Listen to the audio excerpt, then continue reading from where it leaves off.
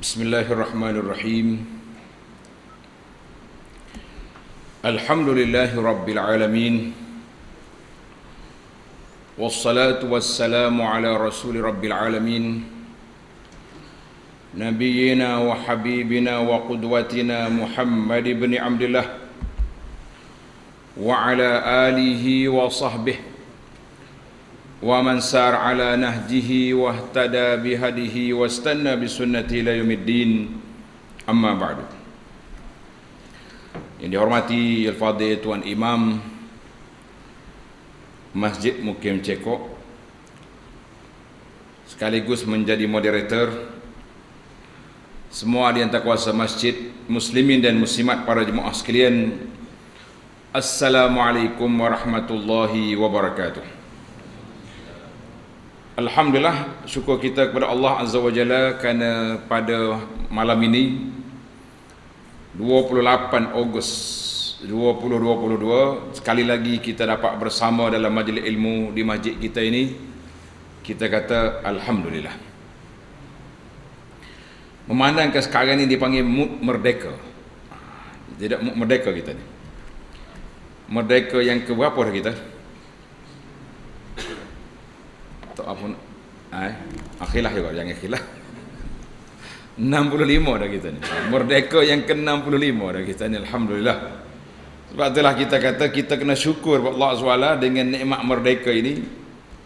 Walaupun kita mengatakan tidak sepenuhnya yang kita harap, tetapi di antara merdeka negara kita ni tidak berlaku pertumpahan darah. Cuma pertukaran, orang panggil salin pemerintah, daripada British kepada orang Islam, orang Melayu, dengan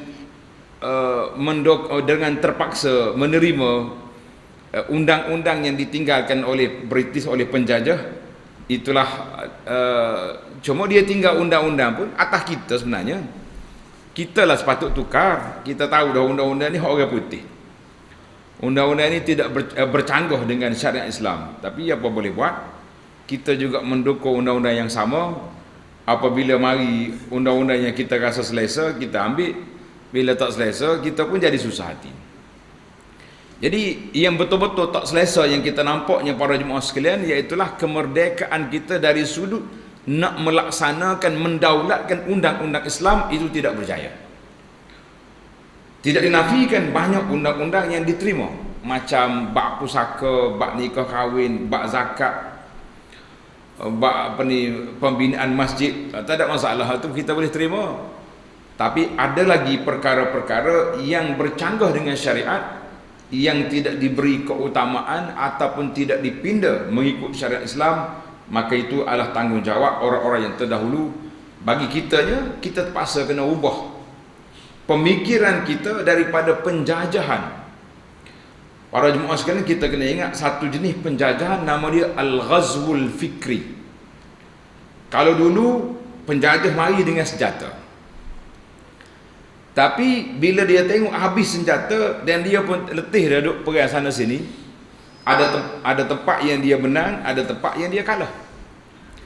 Ada tempat menjadi makbarah, menjadi kubur kepada tentera-tentera dia. Jadi maka dia ubah strategi daripada berperang dengan senjata kepada Al-Ghazwul Fikri, menyerang pemikiran.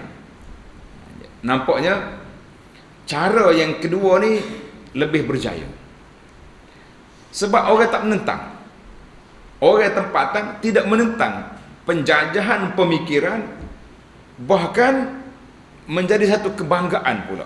Oh, dia kata negara kita maju. Sebab apa? Sebab boleh ikut barat. Negara kita maju sebab kita ni setara, sebanding dengan negara penjajah asal, dengan bangunan tinggi, pencakar langit, dengan pencapaian. Kita mengatakan itu pencapaian yang kita dapat dari sudut dunia. Baik para jemaah sekalian, kita pergi kepada tajuk kita, satu lagi bentuk kemerdekaan. Merdeka dari sudut undang-undang, semalam kita dah bincang. Jelajah kita merdeka yang kedua ni, kita nak merdeka dari sudut jiwa kita. Dia panggil ghinan nafsi. Merdeka jiwa kita daripada satu penyakit, dia panggil penyakit hubbud dunia, wa karahiyatul maut. Cinta dunia tak suka kepada mati. Dia kata mati ni tak ada orang suka. Kita yang tidak masuk lorong perjuangan, itulah yang kita rasa tak suka.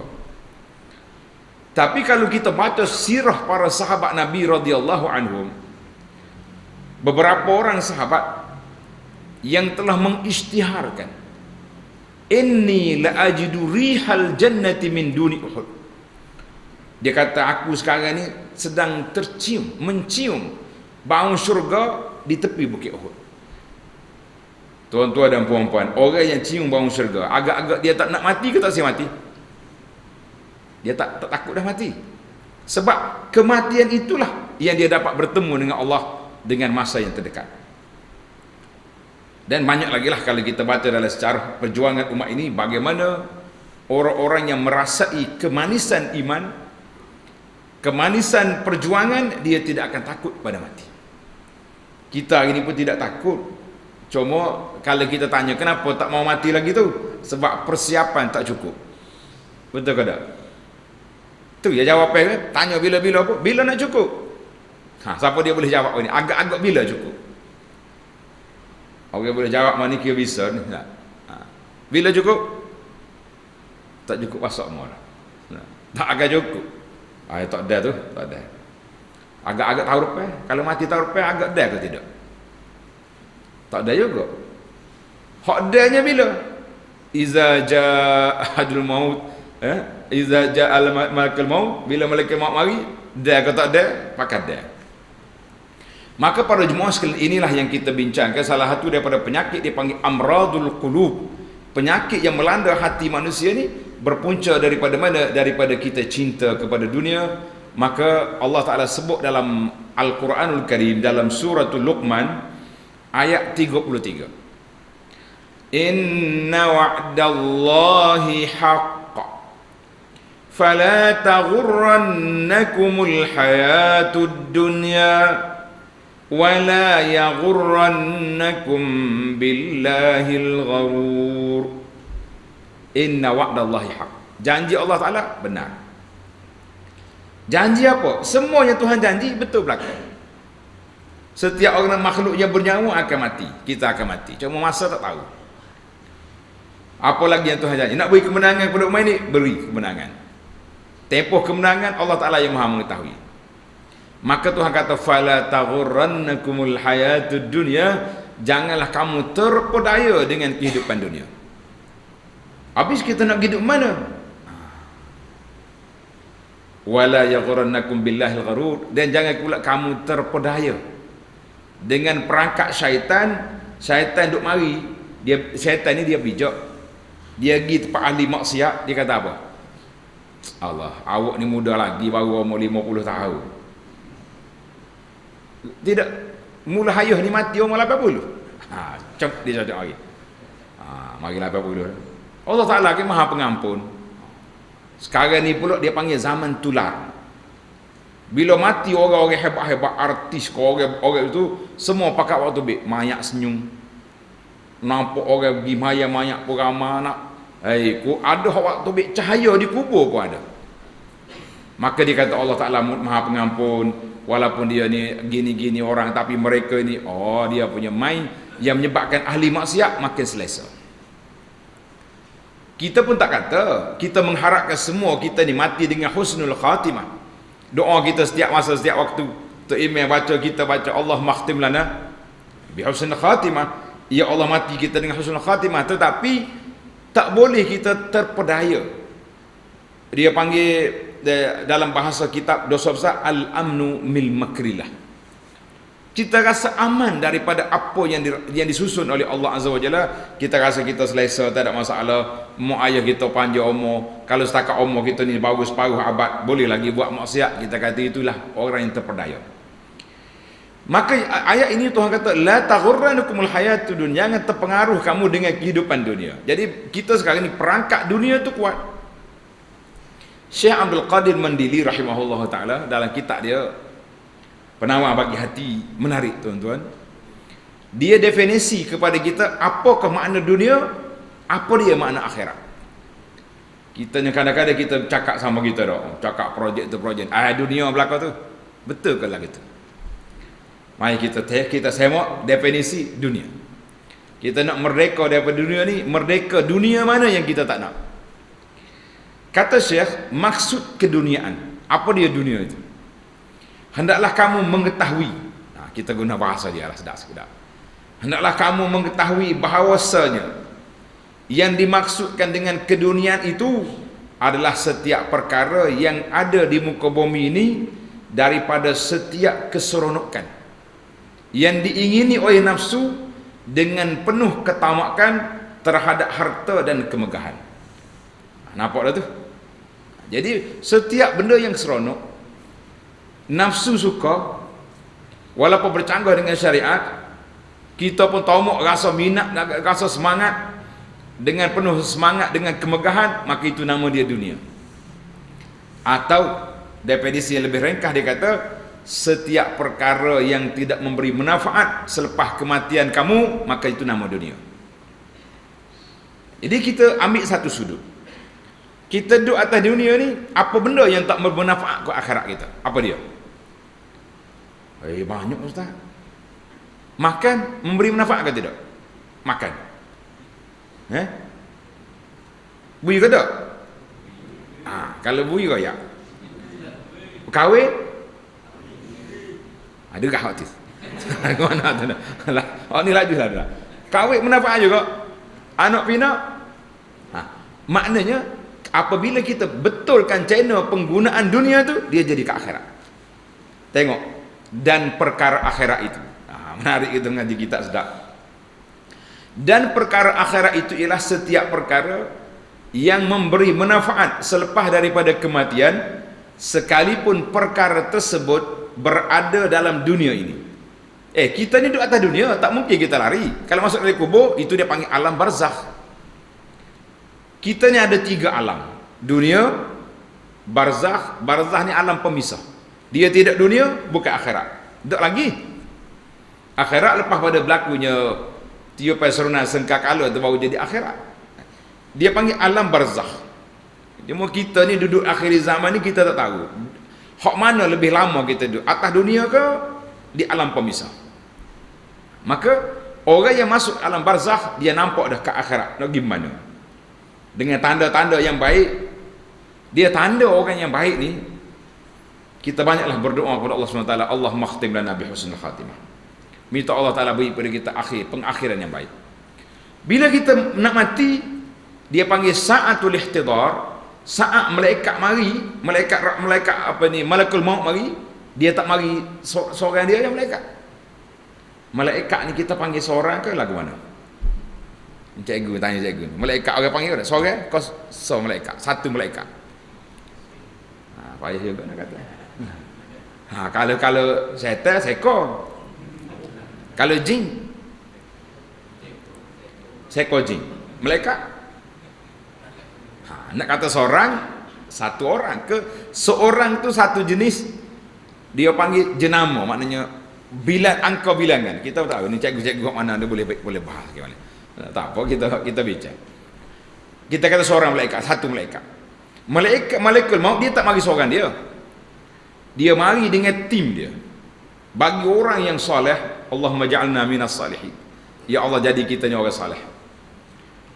Dia mari dengan malaikat-malaikat rahmat yang akan bawa kain kafan daripada syurga. Allah, maka dia tunggu. Ketika itu orang yang nak mati, orang soleh dia nampak. Dia panggil sa'atul ihtidar, tapi tak boleh cakap dah. Dia panggil bahasa Malaysia ni, akta hak kita tak boleh bagi tahu pada orang. Dia panggil apa? OSA ke apa dah? OSA. Lama ni tak main, tak dengar ceramah politik ni payah ni. OSA, akta rahsia. Dia tak boleh bagi tahu. Tapi dia boleh senyum. Kematian dia tu boleh senyum sebab dia nampak di mana tempat duduk dia, di mana tempat dia nak pergi. Maka kata Syekh, setiap perkara yang memberi manfaat kepada kamu selepas kematian, maka perkara tersebut dikira akhirat. Ilmu apa yang kita nak belajar sekarang? Ilmu darjat yang paling tinggi sekali, ilmu Quran. Ada kata ilmu tauhid, ada kata ilmu Quran. Tuan-tuan jangan duk pisah dua tu. Dalam Quran lah punca sumber tauhid kita mari daripada mana? Mari daripada Quran. Sumber tauhid mari daripada Quran. Sebab itulah semua ayat yang menyebut tentang Allah, tentang ketuhanan, tentang kerasulan, tentang benda-benda gaib, mari daripada Al-Quranul Karim. Tak mungkin mari daripada orang lain.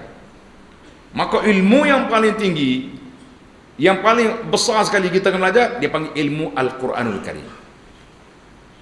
Oh, saya masuk dah Ustaz, kelas Taranu masuk, kelas tu kelas ni masuk, kelas tafsir masuk tak? Kelas tadabbur Quran masuk ke tidak? Tak lagi? Belum. Itu dia panggil langkah pertama. Sebab Al-Quran itu dibaca dengan 3 dimensi. Al-Quran dibaca dengan 3 cara. Ingat. Cara yang pertama apa dia? Cara yang pertama dibaca dengan lidah. Jadi sekarang ni kita baca dengan lidah. Hak kita duk belajar tajwid, belajar taranum, itu dengan lidah. Tak apa, itu langkah yang pertama. Jangan diberhenti, teruskan. Naik langkah yang kedua, kita belajar dengan hati. Itu dia panggil ilmu tadabbur, ilmu kita berfikir tentang kandungan isi Quran. Kemudian barulah mari ilmu amali. Maka kemudian ilmu yang bermanfaat, kita belajar tentang hukum hakam, belajar tentang sirah Nabi. Kemudian ibadat yang kita buat sudah pasti memberi pulangan yang besar selepas kita mati. Ibadat termasuklah makanan. Tadi kita tanya makanan tadi, semua jemaah kita jawab makanan memberi manfaat pada akhirat. Kita kata alhamdulillah. Tapi agak-agaknya nak makan banyak mana tu? Saudara, dia kata makan banyak mana? Tak, adakah kena makan 3 jari baru jadi akhirat? Kalau kita makan 5 jari ni tak jadi ke mana? Kalau makan dengan sudu? Mana? Nyo tanya soalan tu, dah. Jadi mikir panjang kita malam ni. Tuan-tuan dan puan-puan, makanlah dengan cara mana sekalipun, asalkan makan itu halal, halalan tayyiban. Kita makan pula dengan SOP syariat, makan dengan tangan kanan, bukan makan dengan tangan kiri. Sebab Nabi kita larang makan tangan kiri. Nabi tak larang makan dengan alat. Makanlah dengan apa pun, dengan sudu, dengan gerepu, dengan kayu, cocok Cina tu pun dipersilakan, tapi naknya tangan kanan. Dengan kita niat, apa kita nak niat? Kita niat, aku makan ni untuk nak menguatkan beribadat kepada Allah Azza wa Jalla, maka dia jadi akhirat. Mudah ya. Di antara beza di antara dunia dengan akhirat duduk di mana? Duduk di mana beza dunia akhirat? Di mana? Ya? Alhamdulillah. Barakallahu fiik. Niat. Yang membeza di antara dunia akhirat duduk di niat. Kata di para ulama fiqh, yang membezakan di antara adat dengan ibadat di niat. Kalau bab makan, semua kita makan belaka. Alhamdulillah. 3 kali, 4 kali sehari makan. Tapi waktu kita makan tu, terfikir ke dalam hati kita, aku makan ni nak menguatkan tubuh untuk beribadat kepada Allah Ta'ala, untuk berjuang menegakkan Islam, untuk pergi mencari rezeki yang halal, untuk niat ke tak niat? Rugi dah lah, berapa puluh tahun dah tak niat. Kau duk main makan saja, lepas tu pergi ke tandas, tapi tak ada pulangan untuk akhirat. Kita keluar daripada rumah nak pergi kerja, niat ke tak niat? Tak payahlah turun tangga nawaitu kerja lillahi ta'ala, tak. Tidak siapa begitu. Maknanya kita niat dalam hati asal kita nak kerja ni untuk mencari nafkah. Maka kata Tuan Syekh, semua perkara makanan yang menolong untuk mengerjakan ibadat, perkahwinan untuk meramaikan umat Muhammad sallallahu alaihi wasallam, dan untuk menjaga nafsu kita daripada mengamuk tak tu pasal, maka dia menjadi ibadat sesungguhnya.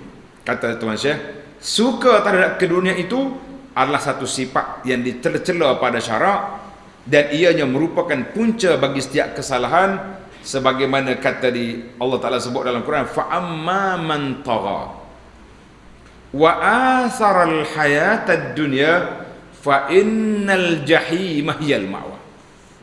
Fa'amma man tagha, adapun orang-orang yang tak baik. Tagha ni banyak makna, dia panggil taghut. Taghut ni orang zalim, taghut. Orang yang melakukan syirik, taghut. Banyak makna taghut ni, ada 8 makna taghut. Dalam Quran Tuhan kata, dakwah nabi-nabi tu ani'budullah wajtanibut taghut. Nah, kamu sembah Allah Ta'ala dan jauhkan diri daripada taghut. Maka itu dia panggil taghut itu semua benda yang derhaka kepada Allah, nama dia taghut. Fa amma man tagha, orang yang tak baiklah kita terima. Wa atharal hayatad dunya, dia melebihkan kehidupan dunia kerana nak mewah atas dunia, dia gomo belaka tak kira halal haram. Sekarang ni pula ada satu mazhab baru pula. Dulu orang pergi curi, merompok rumah orang, lah ni tak main dah. Dia main senyap-senyap, dia panggil scam, scammer ke scam. Ni orang duk sibuk sehari dua ni. Akaun duit dalam akaun pun habis. Kita tak sebut nama bank, tak sebut nama tempat simpan yang marah ditokek. Tapi maknanya security kawalan tak dapat nak kawal. Sebab apa tak dapat nak kawal? Hak je buat alat itu pun orang.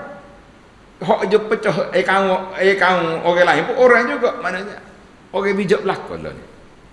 Jadi pasal itulah kita banyak minta berlindung Allah SWT. Maka dia sanggup buat apa saja asalkan apa? Asalkan kehidupan dunia dia mewah. Itu dari sudut barang-barang, harta benda. Kadang-kadang kita tak nampak asaral hayatid dunia semata-mata kerana nak mencari kehidupan, nak mencari kedudukan, sanggup menipu. Sanggup buat peristiharan orang tu orang ni apa benda, kita kata cukuplah. Tak payahlah kita puji kita sendiri sebab nak jaga kedudukan kita, kita kata tidak. Maka Allah kata fa innal jahimah hiyal ma'wa, neraka jahanamlah tempat duduk orang tu. Surah An-Nazi'at ayat 37 39. Baik para jemaah sekalian, bagaimana kita nak bebaskan diri kita? Bagaimana kita nak merdekakan nafsu kita daripada cengkaman dunia ini? Jawabnya kita balik kepada lorong bagaimana kita nak letak di hadapan kita semua perkara yang kita buat kerana Allah. Tak payah tulis. Tak. Saya ni lillahi ta'ala ni. Kejap-kejap cakap lillahi ta'ala. Kalau cakap lillahi ta'ala bukanlah hati kita tak ikhlas, jadi ke tidak? Tak jadi juga. Dia masalah ikhlas, masalah hati. Kita sesama kita tak boleh nak nilai hati orang. Tak boleh nak nilai hati orang. Kita pun tak tahu dalam hati dia suka ke tak suka. Ni minta maaf ni muslimat kita ni. Banyak dah kes yang kita dengar. Bila berlaku kematian, suami dia mati, jujuk baby mari cari abah. Orang tanya bini dia, masa duduknya mula abah budak-budak ni tak nampak kok kesal-kesal, tak nampak langsung nah. Apa tahu dia 3 orang anak jujuk yang hari yang mari cari nak tengok mayat abah, nak kata apa? Kena terima lah gitu, abah anak abah mari, nak kata apa? Mana tak bunyi, tak nyesalah mimpi dak. Tengah-tengah tidur kau bunyi panggil orang lain, tak dak. Dia pun ingat molek. Maknanya hak dalam hati ni bukan nak provokasi mari molek ni tak ada ni. Niat molek ni tak. Contoh-contoh ya dia. Tidak kata bila kita mari dengan niat yang tidak baik, maka kita jadi. Jadi sekarang ni masalah kita nak betulkan niat kita. Satu benda kita letak depan mata kita kerana Allah Azza wa Jalla. Sangat banyak faedah. Dalam sebuah hadis, tuan-tuan tanda hadis. Hadis diriwayat oleh Imam Tirmizi rahimahullah taala an Anas bin Malik. Qala Rasulullah sallallahu alaihi wasallam, "Man kanatil akhiratu hammahu, ja'ala Allahu ghinahu fi qalbihi." Satu. Wa jama'a lahu syamlahu wa atathu ad-dunya wa hiya raghimatun. Man kanatil akhiratu hamma, siapa dia jadikan agenda hidup dia untuk akhirat. Dia kata pelik dia ni. Tak. Orang duk sibuk dengan nak membangunkan dunia, nak buat projek tu projek ni. Kita duk memikir akhirat. Tuan-tuan jangan salah faham. Bila sebut akhirat kat mana pakai duk dia, tak gerak. Pakai baju pun tak gosok belakang ni. Mana tahu akhirat. Ada setengah orang dia malah basuh kereta. Tanya, gua nak tak basuh kereta? Zuhud. Zuhud kau malah. Sebenarnya zuhud kau malah. Pakai baju tak gosok. Gua nak tak gosok baju tu, zuhud. Betul kau cakap biar betul kata. Dah, kecek biar khabar sikit. Maknanya kita kata niat kita. Tujuan hidup kita. Nabi kata dia jadi tujuan hidup dia akhirah, untuk akhirat. Apa dia dapat? Ja'alallahu ghinahu fi qalbihi, Allah Ta'ala jadikan rasa kaya. Hati dia tu tidak tamak. Allahu Akbar. Hati tak tamak. Apa yang kita ada sekarang, kita kata Alhamdulillah. Oi, adakah semua tamak itu salah? Tak. Tamak untuk mendapat kebaikan. Tamak untuk mencari menambah ilmu. Tamak untuk meraih kebaikan, itu tidak salah. Bukan semua benda tamak itu salah. Contohnya kita awal pergi masjid. Kenapa pergi masjid awal tu? Nak duduk sah depan. Sebab kita dengar hadis sah depan ni besar pahala. Lebih-lebih lagi sah depan belah kanan imam pula. Allah, kita punya walking tepat. Nak walking tepat tak boleh. Macam kita tak sejadah kita ni. Siapa dia ambil sejadah aku ni pergi dunia. Tak boleh. Dia tak mari, sejadah mari. Tak jadi tu. Nah, nak walking sungguh walking dengan tuan, tak boleh walking dengan sejadah. Tapi kalau kita mari awal, kita letak sejadah, kita duduk sini, tiba-tiba berasa nak buang air. Tak apa, kita pergi mari pula. Tapi kalau keluar balik, nak mari pula dengan tanda sejadah, itu tak mungkin. Kalau boleh tanda sejadah je, tak email. Tak bila boleh tanda. Kalau tidak, tak bila, tak ada tempatnya. Maknanya, kita letak agenda kitanya, perjalanan hidup kita nak ke akhirat. Tamak untuk akhirat, tak jadi masalah. Itu yang dikatakan dalam bab al-isar. Apa makna isar? Melebihkan orang lain, semua tempat dipuji kecuali dalam bab akhirat. Faham ke tidak lebih orang lain? Kita duduk beratur panjang, lama dah beratur nak ambil makanan. Tiba-tiba mari pak cik tu begini dah. Mari pak cik duduk sini. Pak cik duduk tempat saya duduk belakang mula. Itu isar dia panggil. Utamakan orang lain. Allahu Akbar. Anak dalam bab isar ni, kalau kita nak pergi haji, kita kena banyak benar kena motivasi pada jemaah kita ni. Waktu nak beratur tandah di Mina. Ingat ke tak ingat orang pergi Mekah? Allah. Sekali tu, ni cerita betul depan kita berlaku. Pak cik ni mari pergi kain nak itu dah ni. Separuh kain, separuh pohon dah kain. Minta izin nak masuk tandah. Tak bui orang hak beratur. Oi, saya sejak dah beratur ni. Sejak dah beratur. Padahal nampaklah muka orang emergency ni lain. Nah, tengok muka pegang kain berkata ni. Tak sibui. Pak cik tak ada apa-apa, saya lok kain pakai cabui dekat pintu. Kata ambil muka tu nak. Aha. Mana dia tak mikir orang dalam keadaan terdesak, dalam keadaan emergency. Bui kata pak cik, kita pun syukur belakang. Kata lain kali tengok orang, dah orang tua, nampak emergency, bagilah dia nak masuk. Apa yang kita duduk di tempat isar. Mana al-isa yu'siruna ala anfusihim, di antara sifat Allah Taala puji kepada para sahabat radhiyallahu anhu sebab mereka itu melebihkan orang lain daripada dia sendiri dalam bab kehidupan dunia. Dipuji. Tapi dalam bab akhirat la. Kita duduk sorpai, mari orang lain. Mari. Kita undur belakang. Tak dipuji tuan-tuan, tak usah buat perangai lagu tu. Tak buat. Bah kalau tak email suruh penusah. Dia buat lagu mana? Naik. Tolak orang lain, dia sendiri pakai duduk belakang. Tak dipuji tuan-tuan itu perbuatan itu. Tidak dipuji. Bukan satu amal. Allah baik sungguh Pak Haji tu. Wui kau orang duduk depan, dia duduk belakang. Betul ke baik? Kau salah faham? Dia panggil al-isar fil akhirah la. Bahkan para sahabat radhiyallahu anhum tak habis lah cerita merdeka gini nak habis.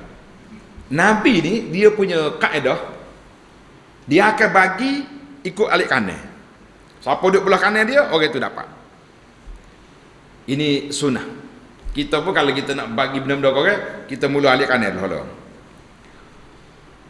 Kebetulan duduk alik kanan itu sahabat. Ibnu Abbas kata siapa? Hak muda. Sebelah dia ni Abu Bakar. Orang panggil senior lah. Orang tua-tua hebat-hebat. Nabi tanya sallallahu alaihi wasallam, boleh tidak aku, Nabi minta izin, boleh tidak aku nak bagi air kepada orang ni? Sebab hak dia alik kanan. Kata di sahabat ni, saya ingat anak Ibnu Abbas. Dia kata, wallahi air yang bekas Nabi minum ni kita tak akan beri kepada orang lain apabila jadi hak kita. Patutnya betul lah. Saya orang muda, mikir orang tua. Lah, itu hak dia. Mana ada benda-benda yang kita kena isar, ada benda yang tak boleh. Jadi kita mengatakan man kanatil akhiratu hammahu, siapa dia letak akhirat itu menjadi agenda hidup dia dapat apa perkara? 3 perkara dapat. Tanda. Yang pertama, Allah Taala kata apa? ja'alallahu ghinahu fi qalbihi. Allah Ta'ala jadikan dalam hati dia tu rasa kaya, rasa berpada, rasa cukup dengan apa yang dia miliki sekarang. Dia tak tamak. Habis dia tak buat kerja. Siapa kata tak buat kerja? Dia tidak tamak, nak lagi, sedangkan benda yang dia ada tu sudah mencukupi untuk kehidupan dia. Tamak apa lagi? La yata'ab fi talabi ziyadah. Dia tak pergi cari dah hak lain. Letih dah kita. Dah daripada muda sampai ke tua dah kita bercakap, kita buat kerja. Tiba-tiba bila orang bagi pencen, kalau dulu pencen umur 55, mula-mula dulu 55 dia. Lepas tu 50 dah. Lalu naik 60, nak minta lebih lagi, kata jangan buhi. Nyai kau orang tua ni bila nak pergi duduk surau di masjid, nak pergi kerja lagi. Lebih-lebih nenek tu. Nenek nyai mengikut beg naik. Allah nak mengajar kita tingkat 3, biabak tingkat 3 sekolah kawannya kau kan. Itu cukup.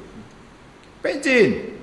Inilah peluang Allah Ta'ala beri pada kita. Apa yang ada cukup, yang kita belum cukup apa dia?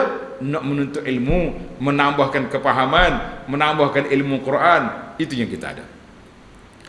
Baik. Yang pertama, hati dia tenang.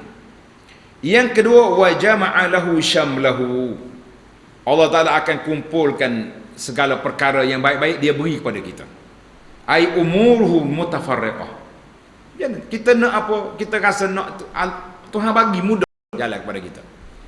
Alhamdulillah. 2. Yang ketiga, wa atathud dunya wa hiya raghimatun. Dunia mari walaupun kita tak nak. Mudah ya hidup kita, masya-Allah. Dunia tu merengek nak mari pak kita, nak tolong kita. Kita kata alhamdulillah. Tapi ingat, orang yang tidak dimerdekakan jiwa dia daripada dunia, apa jadi? Apa jadi? Wa man kanatid dunya hammahu. Sudah. Siapa dia letak agenda dunia depan mata dia, agenda besar dia kerja dunianya, nak kaya, nak projek, nak tu, nak ni, apa dia jadi? Niat dia semuanya nak pulangkan dunia saja. Ja'alallahu faqrahu baina ainaihi. Allah Ta'ala jadikan kefakiran duduk antara dua mata dia. Fakir. Tak boleh tengok orang nak belaka. Tengok orang tu berjaya, nak. Tengok orang tu boleh pangkat, dengki. Tengok orang ni menega jadi, hasad. Tak ada benda hak selesai masalah dia. Allah kata apa? Maka dia jadi, mata dia tu orang panggil mata tamak lah sebenarnya. Tamak. Nah, mata tamak, mata dunia.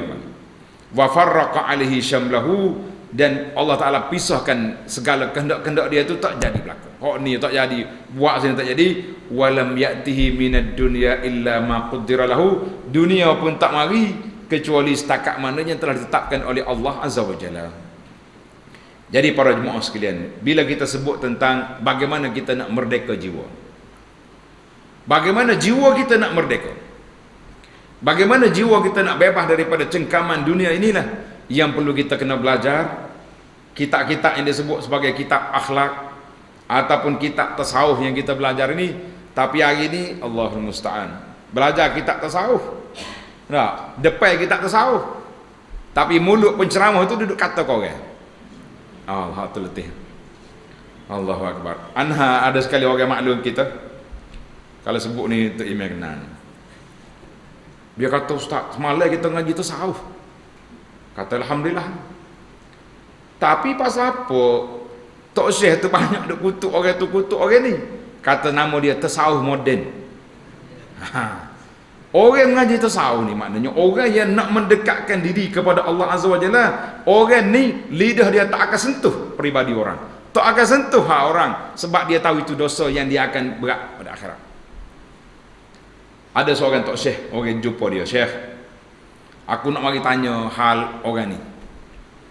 Dia kata apa? Dia kata, ya akhi, orang ni mu sayang ke tak sayang ke orang tu? Orang hak mu tanya hal, saya ke tidak? Dia kata tak saya. Syekh kata, aku pun tak saya juga dia, sebab dia orang tidak baik. Tapi kalau aku cakap hal dia, bermakna aku telah sedekah pahala aku kepada dia. Tuan-tuan dan puan-puan, kita hari ini secara nyata, alam realiti ke alam maya, ikut mana banyak kita sedekah pahala kita. Nak kata sedekah ke, logik ke sedekah? Mana banyak pahala kita beri kepada orang yang kita sayang ke kepada orang yang tak sayang? Atau siasat tengok hari ni. Puji siapa banyak?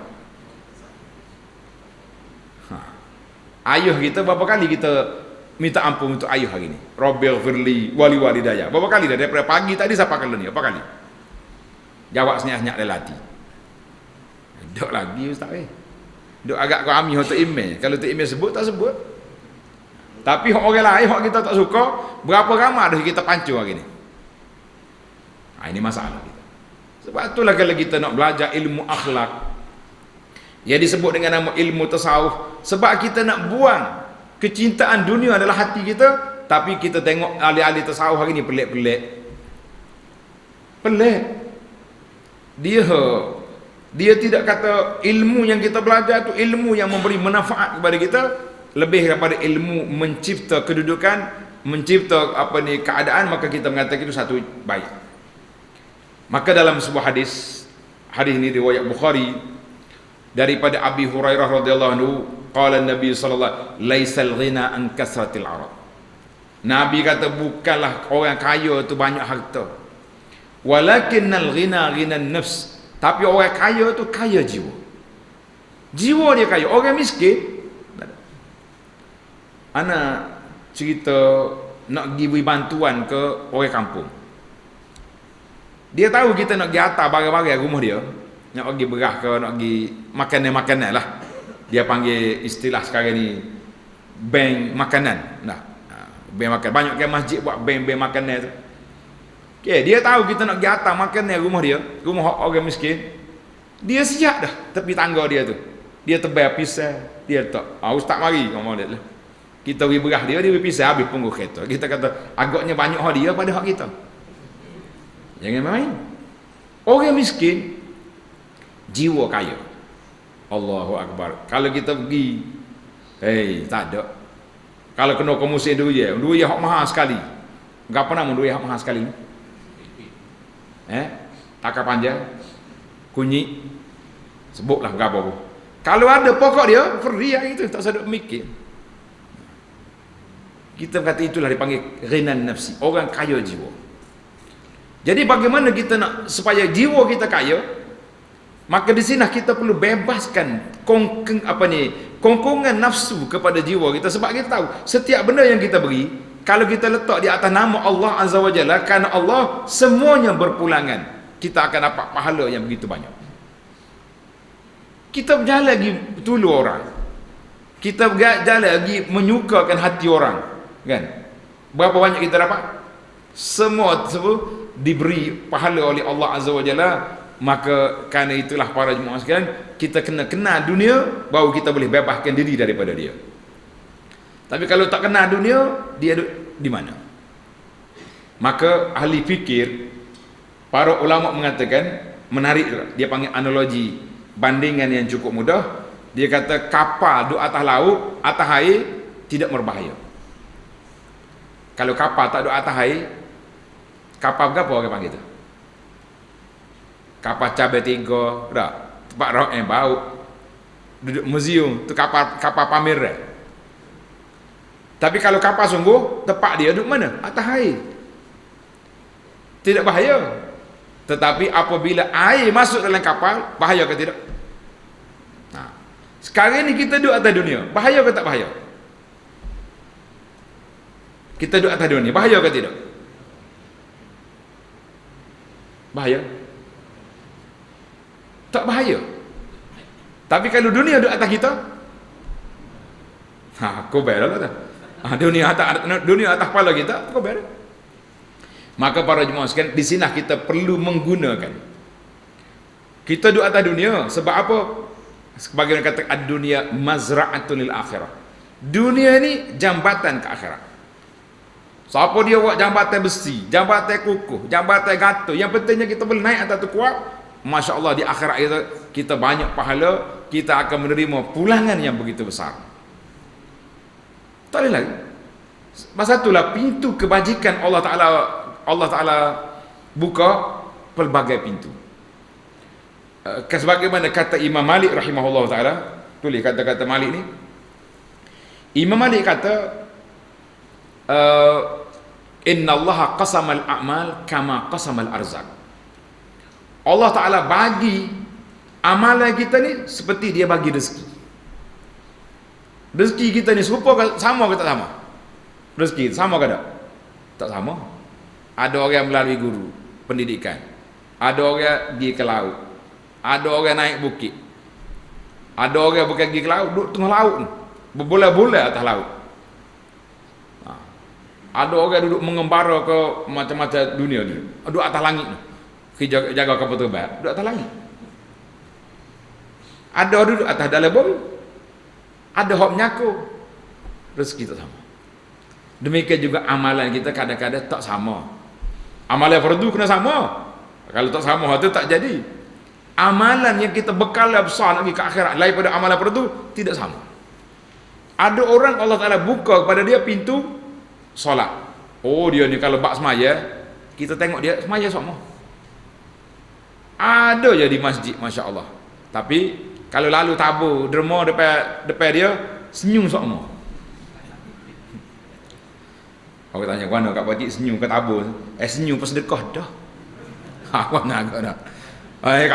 Kalau pakar mazhab senyum belaka ke tabur, nyanyi masjid kita tak kerja buat. Nak buat mana mai tu. Betul senyum tu sedekah dah. Tapi ada ke senyum ke tabur ke senyum ke orang? Ada mai senyum belaka. Ada orang ni masya-Allah bak sedekah, oh yang minta dengan dia nak berapa? Haji, kita nak buat majlis sikit ni, kenduri, ustaz nak lembu ke kobah? Oh, nya tanya selalu lembu kobah. Seekor kedua. Relax. Dia katanya malam ni ada kuliah ni. Oh, tak apa segar tu malam ni. Malah semua lah tak lagi masjid. Oh, lebak pergi masjid payahlah. Lebak meeting insya-Allah boleh. Tak sama kan? Tak sama. Nah, kata Imam Malik, Allah Taala bagi amalan orang ni, amalan sunat dia tak sama mengikut kategori. Ada orang yang masya-Allah baik, zikirnya kuat. Tapi dalam bab puasa tak ada. Puasa sunat tak jadi. Kita kepel suruh puasa hari apa ni, hari Asyura dengan hari berapa dia baru ni Arafah. Waktu pun tak lepas. Orang suruh puasa hari Asyura dia kacau bobo hari. Masjid kita tak kacau gitu tak. Kalau kacau tak sekata. Pasal ada juga jemaah bagi tahu, dia tu ustaz tolong bagi tahu. Masjid AJK kamu kita ni tak tarikh nak kacau suruh hari Asyura hak kita kena puasa tu. Kata suruh ni 7 jam juga nak boleh ke masuk. Main dengan puasa tak berapa jadi. Maka para jemaah sekalian, kita kena pandai menggunakan, kita perbetulkan channel kehidupan kita biar betul, iaitulah di mana kita duduk atas dunia, kita gunakan dunia ni untuk ke akhirat. Tuan-tuan dan puan, kita akan meraih pahala yang begitu banyak. Satu hari satu malam berapa jam? Banyak kali dah kita kira jam ni. Nah. Berapa dah? 24 jam. 24 jam kali dengan 60 minit. Jadi berapa? Banyak ahli matematik tak apa ni. Berapa? 1440. Ni arkitek apa itu ni? Accountant kau. Laju fikir. 1440. Coba kita bagi dalam hidup kita ni. Daripada pagi tadi nak sampai ke pagi esok 1440 minit. Bekalan kita ke akhiratnya, lidah kita berapa kali berzikir subhanallah, alhamdulillah, wala ilaha illallah, Allah akbar, berapa kali? Dia kata tanya tu tak apa nak jawab selalu. Kalau Quran berapa juzuk baca? Payuh pula nak jawab tu. Dia ada orang bisik dia tu, ustaz, kita bukan tak usah jawab, tapi takut ria. Sedap juga jawapan dia.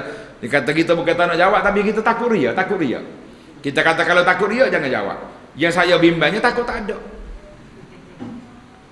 Oh, niat juga nak baca tadi, tapi Allah garu kepala Allah pakai jawab dengan Allah gitu ya. Pakai sudah tak jawab. Maka para jemaah sekalian, kita kena letak, seringkali para ulama kita dia bersyair, dia kata apa? An-nafsu kat-tifli. Nafsu kita tu macam kanak-kanak, macam baby. In tuhmilhu syabba ala hubbir radha. Kalau kita biar dia membesar dengan menyusu sampai ke naik gigi. Ada ke dalam kita ni anak dia menyusu sampai naik gigi? Ada? Nyelok ke mak dia? Ada? Tak ada. Ni orang bandar ni tak ada naik gigi. Muka sibuk nak pergi kerja dah. Kadang-kadang 2 minggu ya susu. Lepas tu kat swasta. Swasta pula mari di New Zealand, nak mari di Australia. Lopak molek anak dia. Pokok kita berlakon tak boleh kata orang lain dah tu. Jadi nafsu ni macam kanak-kanak, entuh milhu syabba ala hubbir radha. Kalau kita biar dia jadi suka menyusu dekat siapa ketua. Wa in taftimhu yang fatimi, kalau kita lepas susu boleh jadi lepas. Maknanya tuan tu balik semulalah kepada kitab penawar bagi hati kita tu. Mungkin ada baca di sini kot penawar bagi hati.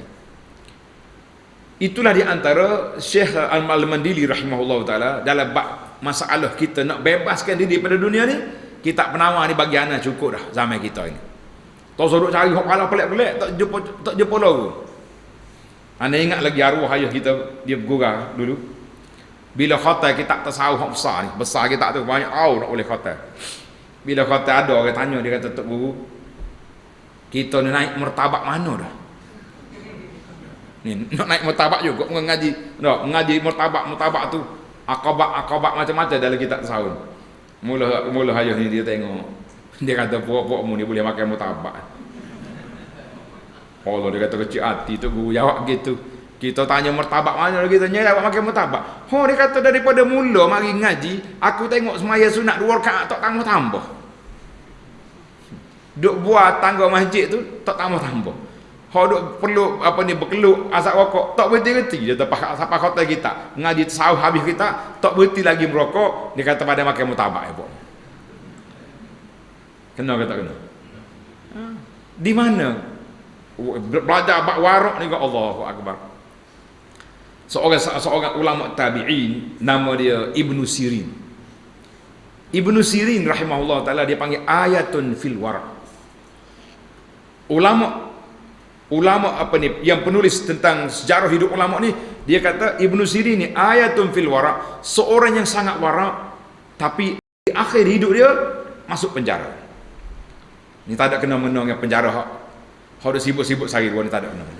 Takut dia berkata sebut juga penjara. Tak, kebetulan. Kita tak kacau hak dunia ni. Sebab apa dia kena penjara? Sebab dia terlalu warak. Allahu Akbar. Orang terlalu warak pun kena juga.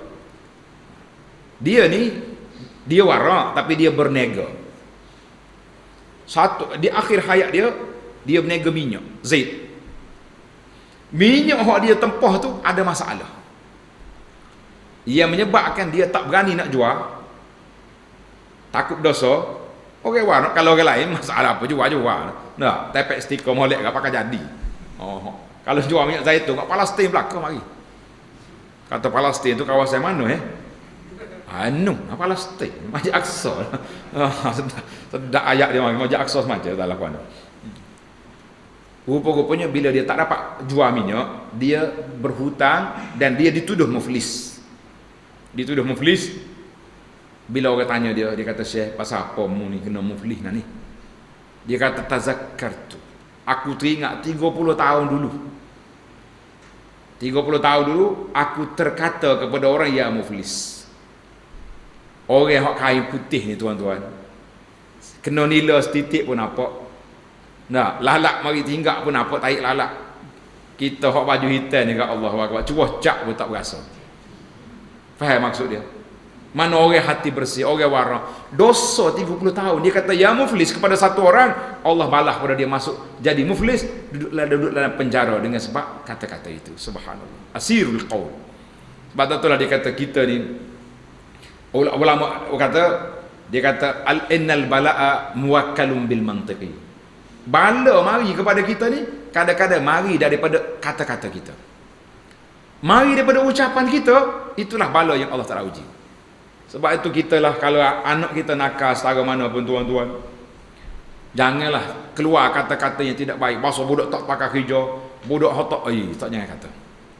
Sekali ayah dia kata, sekali mak dia kata anak tak pakai hijau, tak ada guna, habis. Langit terbuka masa tu, doa mak ayah ni doa mustajab, tak ada guna. Lepas tu kita tak akan cari air tawar, nak tawar balik kita tak jadi dah lah. Nah, Allahu Akbar. Para jemaah sekalian, kita tamatkan perbincangan kita ni. Nampak semakin menarik lagi tu.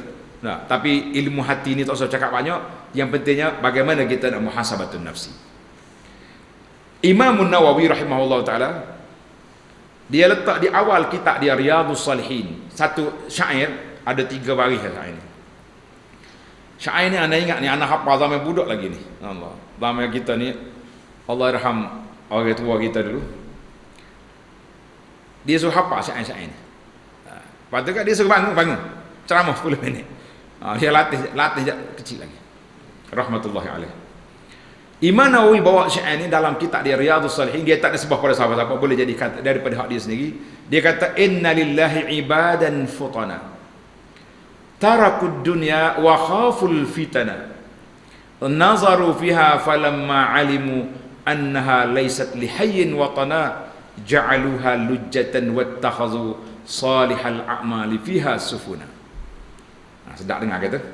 Kalau ada orang hok pandai berlagu, yang tarik sikit, yang muda boleh ke selagu? Selagu lah. Inna lillahi ibadan futana. Allah Ta'ala tu ada hamba-hamba dia yang cerdik. Mudah-mudahan kita jadi pada orang tu. InsyaAllah. Amin kata. Tarakud dunya wa khaful fitana. Mereka meninggalkan dunia ini, mana tidak terpengaruh dengan dunia, karena takut terfitnah. Nazaru fiha falamma alimu. Dia tengok kepada dunia setelah mereka tahu annaha laysat lihayyin watana. Dunia ni bukan tempat kekal kita di sini. Kata dia orang, dunia ni bukan tempat tinggal tapi tempat meninggal. Betul tak? Kita akan tinggal je. Lambat ke cepat kita akan tinggal. Ja'aluha lujjatan wattakhazu. Mereka jadikan dunia ni sebagai ombak, gelombang. Ittakhazu salihal a'mali fiha sufuna. Mereka jadikan amal soleh itu sebagai bahtera, sebagai kapal untuk menyeberangi lautan yang begitu luas. Mudah-mudahan para jemaah sekalian, kita mencari bahtera yang cantik, kita akan dapat mengharungi lautan gelombang dalam dunia ini dengan apa? Dengan ilmu yang kita belajar. Dengan zikir-zikir pagi petang, kita tidak terpengaruh dengan dunia, tidak terpengaruh dengan dajjal yang datang, dan kita akan selamat insya-Allah. Kita akan jadikan amalan soleh kita ni sebagai bahtera yang kita akan naik untuk sampai kepada Allah Azza wa Jalla. Allahumma khtim lana bi husnil khatimah. Allahumma jal akhir kalamina minad dunya la ilaha illallah Muhammadur Rasulullah. Wa akhiru da'wana alhamdulillahi rabbil alamin. Wassalamu alaikum warahmatullahi wabarakatuh.